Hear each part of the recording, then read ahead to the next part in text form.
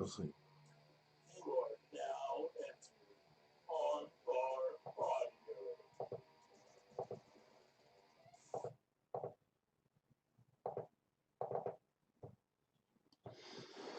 Hello, and welcome to another episode of Armbar Audio. I'm your host, Tim Farley, and next to me is my trusted companion, John Kearns. What's up, everybody? Today we are here to talk about Impact Rebellion Night 2 and AEW Dynamite. First, we're going to talk about Rebellion. And John, let me preface this by saying, both nights were a chore. To watch, not having a crowd is really hurting Impact, and not having their top stars all on this special event, like their tag team champions, like Jordan Grace, like Taya Valkyrie, like Tessa Blanchard, like Eddie Edwards, hurts them. I feel that they should go the same route as ROH and be bringing their audience and other people who are going to watch up to speed with what's going on in Impact Wrestling instead of putting on this show. Over the span of 2 nights, there were only probably 2.5 good things that came out of it.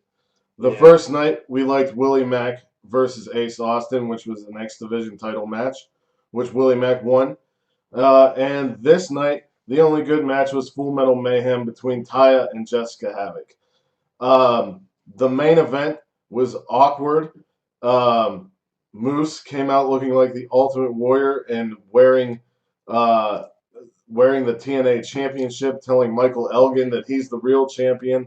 Hernandez came out for some reason. They had a 3-way match with big meaty men slapping meat. Yeah, and the phrase "for some reason" to me defines Hernandez's entire career. It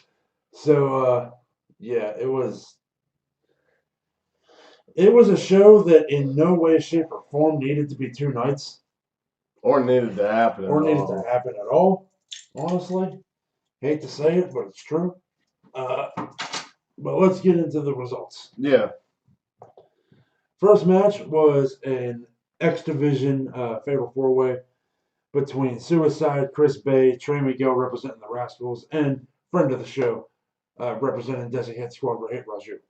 And the only person who showed off X Division like acumen was Trey Miguel. Chris Bay, I've seen him in GCW and other places. He's really good. Didn't really stand out here. Suicide did a lot of submissions. And Rohit played a really good heel. But the end came whenever Rohit was sitting down and Chris Bay just kicked him in the back of the head and won. What kind of anticlimactic shit is that? X Division is known to be high-flying, fast-paced, high-octane, whatever you want to call it, and this was not that. Yeah, and put this up against what we're getting on NXT right now, that Cruiserweight title tournament, where you're seeing a guy like Drake Maverick pull out moves that no one knew he could ever do. Right. And Jake Atlas with that beautiful... Jake Atlas. We're not talking about NXT on this show, but we're going to get back into it. We'll get back to the NXT reviews next week because the Rebellion is over. I'm rebelling against Rebellion. Rebellion would be a good name for a company. Yeah. If they ever wanted to rebrand, I'd go for Rebellion. Next up, we got Cancel Culture's Joseph P. Ryan, former famous dick wrestler Joey Ryan, against representing the Deaners, Jake Deaner. Jake has a lot of potential. He hit a lot of really good offense in this match. Josh Matthews, who is obviously my favorite commentator ever, kept referring to Joey Ryan's old gimmick instead of his new gimmick. So the whole time, I'm thinking of him as a famous dick wrestler and being confused as to what I'm seeing. Thank you so much, Josh Matthews. He provides so much to the commentary world. Moving on. Full Metal Mayhem. Rosemary versus Jessica Havok. Jessica Havok came out looking like a monster, obviously. Rosemary came out looking badass. They both brought their own assortment of toys to the ring. Chairs, garbage cans, Chains. chains, a staple gun, lead pipe. At one point, Jessica went to hit Rosemary over the head with a garbage can, but Rosemary put a hard hat on. The end came when, let's see here. Let's look at my notes for this. There was a choke slam from Jessica Havok into two steel chairs, but Rosemary kicked out. Rosemary hit Havok twice with a lead pipe for the win. This was a good match and worth watching. Very much so. The whole time, Rosemary was trash talking Havok and also trying to talk her out of fighting, saying that she should be focusing on Taya. So I'll be interested to see where that goes. If Jessica Havok takes Rosemary's advice eventually, when the shows go back to somewhat normalcy. So we'll see what happens there. So the main event we were supposed to get was supposed to be a triple threat match for the Impact World Title. Tessa defending against Unbreakable Michael Elgin and Eddie Edwards. Unfortunately, Eddie Edwards stuck in Canada, I believe. Boston. Stuck in Boston.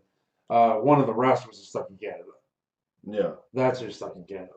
The North. Oh yeah, the North, not the fuck. I know so much about Impact. Can you tell? I know who I know, and I know that I like him. All right.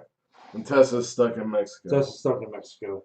Michael Elgin, the only girl at the dance, all by himself.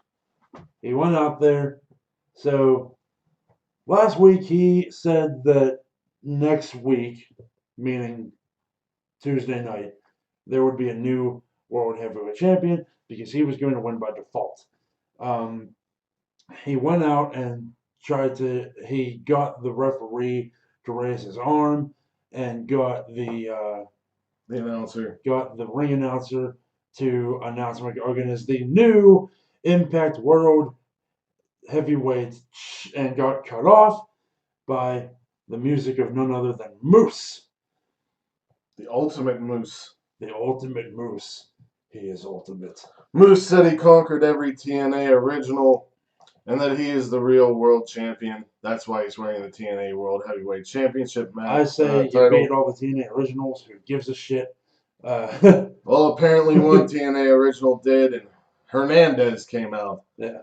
So they had a three-way match that felt like it lasted an hour and a half. Moose ended up winning. He pinned Hernandez, saving Michael Elgin from the pin. So I expect to see some chicanery between Elgin, Eddie Edwards, Moose, and Tessa Blanchard in the future. Probably gonna end up being a fatal four-way for both titles. Even though one title literally doesn't exist anymore. And Moose, for some reason, thinks he's a champion when he's not. I really don't get it. I don't get why they keep referencing TNA throughout the show. I don't get why they use ECW talent. It's just I said everything I had to say at the beginning of talking about this show. So what happened? LAX left. Impact Lucha Brothers left. Conan left. Eddie Kingston left. They got really hurt by having all that talent leave. I'm just saying, Impact was on the rise. Yeah. And this show was such a dud. And I don't understand why. Because it didn't have to be. It was just shittily booked. And I know that there are extenuating circumstances with COVID-19 going into this, but Jesus Christ, you could have done so much more. you could have done something better. You could have had Michael Elgin just win the Impact World title by default. And then, guess what? You already have a feud set up when the shows go back to normal. No one gives a shit about TNA anymore. They like Impact because it's not TNA anymore. Yep. Moving on to a much better show. All Elite Wrestling's weekly Wednesday extravaganza. Dynamite. We opened the show with the threequel Cody versus Darby, Tess, and my God, what a contest. Very good stuff. Both men hit each other's finishers on each other. It was a really good match. Cody's leg was hurt, and Darby went after it by headbutting it a bunch of times. Cody sidestepped Darby, and Darby wrecked into Brandy. We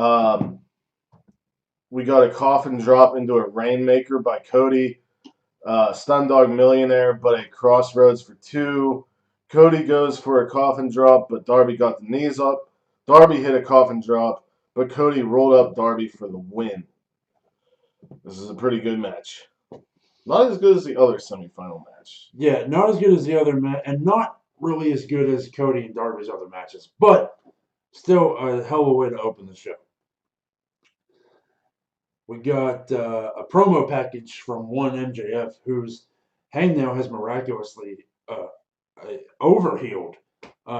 He said that his nail doctor had never seen anything like it. I'm very impressed by what MJF has been able to do, but unfortunately, guy was ready to come back, ready to tear it up in the ring for all his adoring fans that he loves so much. But while shaving to get TV ready, he nicked his neck. A normal man would have bled out and died, but he isn't normal. He will be back because he's the only a genetic hope freak. this company has left. We got a squash match between Moosa and Wardlow. Moosa. Wardlow hit the knee from the top again. Then the airplane swing That for knee the win. from the top is badass. I love it.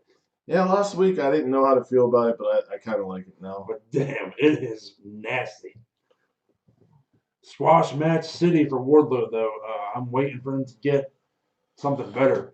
Maybe it's possible that they're not going to really do anything with him until MJF comes back, but I wouldn't mind seeing them kind of start leaning towards going for those tag titles. Interesting. Interesting They thought. could do it. We got the Bubbly Bunch Fight Club, and I'm going to actually... the Manitoba Melee. I'm actually going to expand this photo so you can see all the people who showed up on this damn thing, because it was nuts. We had... What's happening? What are you doing? There was Peter Avalon, Jungle Boy, Ted Irvine, Sonny Kiss, Lou Ferrigno with a taser, Corey Taylor from the band Slipknot and Stone Sour, Jay and Silent Bob, Gabriel Glacius, I believe Swoggle, Virgil, Vicky Guerrero, and some other people that I did not... See, you saw Virgil. I saw you saw Virgil. I didn't recognize him. I only know him as Soul Train Jones. So I didn't understand why you kept saying, "Oh my God, it's Virgil." I was like, "Who's Virgil?" I know Soul Train Jones. After that, we had the Best Friends, accompanied to the ring by Freshly Squeezed Orange Cassidy, against the I guess we gotta come up with a name. the Englanders. The British pricks, Kip Sabian and Jimmy Havok. And that's not an insult. They both play British pricks. Yep. They were accompanied by the super bad girl, Penelope Ford. And this was, of course, a no disqualification match because Jimmy Havok has been being quite rude to Orange Cassidy. And Chucky T and Champarota, they just won't stand for that. So, this match, took a little bit to get going, but once it got going, it wound up being really nice. We got some awesome chair spots. We had, I think, not Chuck Taylor, Trent Beretta's going to have to get back surgery from that fucking spot with Jimmy Havok and that chair bridge that he made. But the end came when Chucky T hit An awful waffle. Awful Waffle. I was trying to think of what the name. It's a power driver, but the Awful Waffle to Kip Sabian. No, not Kip Sabian. Jimmy Havok on a pile of chairs. Yes. Orange Cassidy got involved in here because Jimmy threw a chair right at his face. So Orange got him back, and then he dived off the top into Kip and Penelope. This was a pretty good match. Like, I thought they all had great chemistry. Very nice. Yeah, it was good. We got another squash-ish type match. It was Shawn Spears against Baron Black. Shawn Spears continues to fight jobbers for some reason. I don't understand why.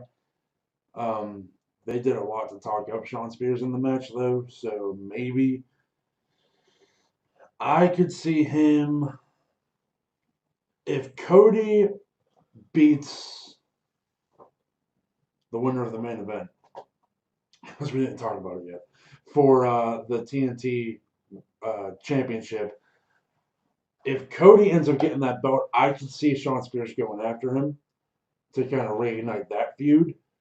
And because Cody and Shawn Spears have really good in-ring chemistry, I think. Mm-hmm. So that could help people kind of care about Shawn Spears a little bit more. There was also a hilarious Britt Baker segment, which featured Rebel from TNA Impact as her makeup artist. She said, "Not everyone can be a role model. People with snaggle teeth, fat people, and people with glasses who aren't doctors."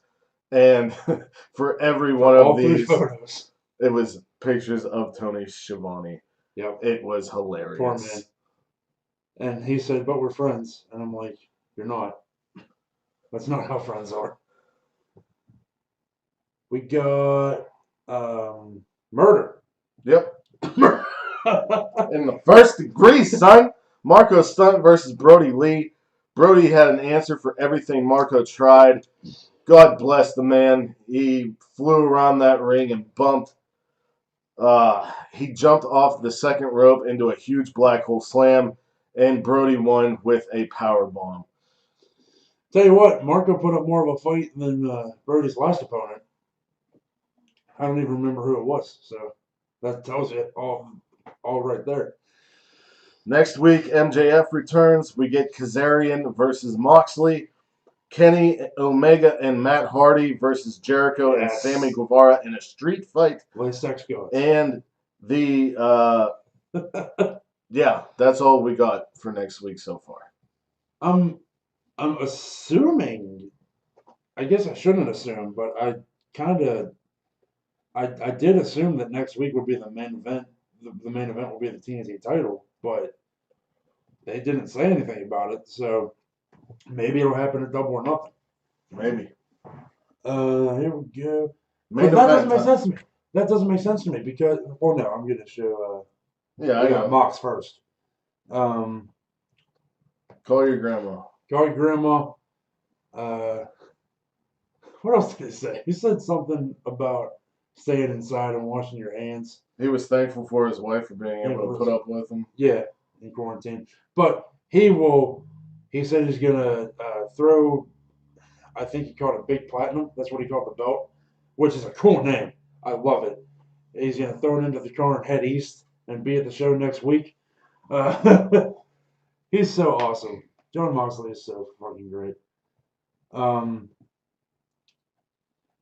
Having a TNT championship defended at Double or Nothing makes zero sense to me because it's the TNT championship. Yeah. So it should be on Dynamite. Yeah. That was my only point, really. Main event time. It was Lance Archer, the Murder Hawk Monster, versus the Natural Dustin Rhodes. This is Dustin's best match since Cody at Double or Nothing last year. Absolutely. Yeah. I really like the finish of this match, uh, where Dustin was bleeding and Brandy was going to throw the white towel in. Dustin took the towel and he was going to throw it in, but Cody pulled it off of him. But while all this was going on, Lance was having none of it. He grabbed him by the face and put in the claw and kept bashing his head off the mat and won. There was a lot of things going on in this match. You should just go check it out. Lance Archer is really getting his just due. Hell yeah. Because he's been so good as a big man for so long. And I can't wait to see him and Cody in the ring. John, any other thoughts? They have done a very good job of making me care about the TNT Championship before even seeing the belt. Yep. But that just shows how good at booking this company is already. Just barely a year old. All right. So Impact Part 1, Rebellion Part 1 got a C- last week. This week, I'm going with a C+. Yeah. Better than night one, but still not amazing. AEW Dynamite this week gets, John? I am going to go with a B+. As am I. B+. And that is the show for this week. Continue to follow us on all of the platforms. We're now available in audio. We got a link tree going on. We got an interview coming up on the 3rd of May. We're going to be doing some collaborations, which will be cool. But yeah, wherever you are in the world, whether it's morning, noon, or night, you have a great one, and peace and love to all of you. Bang!